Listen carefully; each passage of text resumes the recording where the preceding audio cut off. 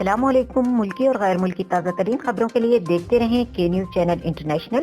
YouTube پر ہمارا channel subscribe کیجیے اور رہیں ہر خبر سے باخبر۔ خبروں کا سلسلہ آگے بڑھاتے ہوئے لیے چلتے ہیں آپ کو ساہیوال، جہاں سے رپورٹ کر رہے ہیں ہمارے نمائندے شان احمد۔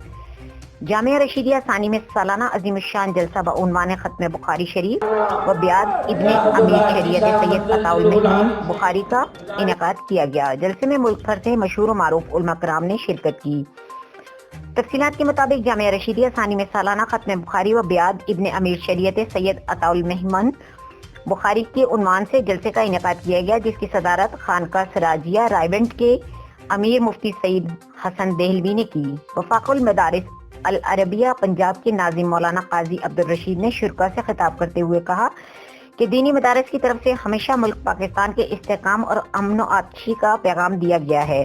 کرونا جیسی وبا نے پوری دنیا کی تمام ٹیکنالوجی کو مفلوج کر دیا اور بڑی سے بڑی ایٹمی طاقت کو گھٹنے ٹیکنے پر مجبور کر دیا، مگر ان مدارس میں صدائے قال اللہ و قال رسولوں کی برکت سے پاکستان اس خطرناک وبائی مرض سے بچا رہا، مگر ہمارے حکمران پھر بھی ان دینی مدارس کی بندش پر مصر رہے۔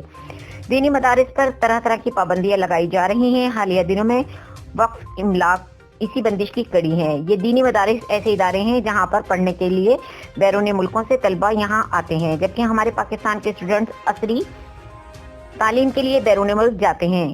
پاکستان کی شریعت کونسل کے جنرل سیکرٹری مولانا زاہد الرشید نے جامعہ رشیدیہ ساہیوال کی عمدہ کارکردگی کو سراہا اور اکابرین رشیدیہ کی تحریکی تعلیمی خدمات کو خراج تحسین پیش کیا۔ جامعہ رشیدیہ کی ناظم قاری سعید بن شہید نے کہا کہ قائد احرار ابن امیر شریعت سید المحمن بخاری نے اپنی پوری زندگی میں عقیدہ ختم نبوت کے تحفظ اور ضد قادیانیت کے لیے گزاری۔ وہ ہمارے بزرگوں کی نشانی ہے اور ربوہ کا محاذ حضرت پیر جی کی قیادت میں ہی فتح کیا گیا۔